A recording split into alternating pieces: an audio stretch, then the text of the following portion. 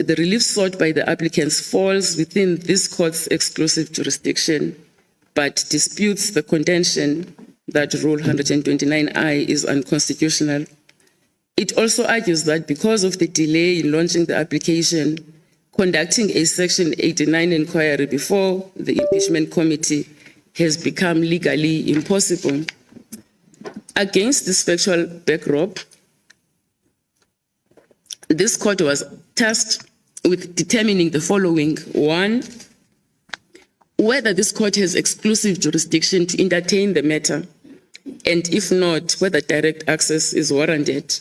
Two, whether procedural issues bar consideration of the merits. Three, if not, whether Rule 129I and the National Assembly's vote declining referral to the impeachment committee are consistent with the Constitution. And four, what remedy is just and equitable. Three separate judgments have been produced in this matter. The first judgment is written by myself and concurred in by Acting Deputy Chief Justice Madlanga, Justice Theron, and Justice Rogers.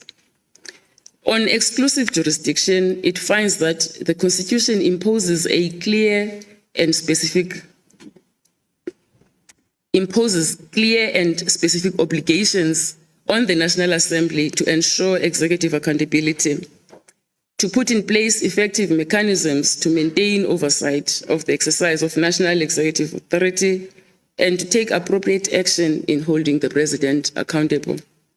It finds that the challenge to Rule 129I implicates the obligation to put effective mechanisms in place, and that the challenge to the National Assembly's vote implicates the obligation to hold members of the executive accountable and to take appropriate action against the President.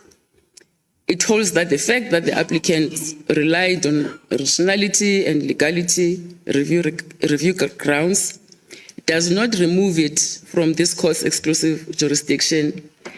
Where a constitutional obligation is implicated, this court has exclusive jurisdiction to hear the matter. The respondents raised other procedural issues which they argue should dispose of the matter, such as delay and mootness.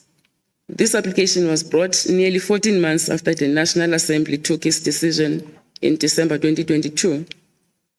This court has previously held that it must be determined first whether delay is unreasonable, and second, whether the interests of justice require that the delay be overlooked. The first judgment finds that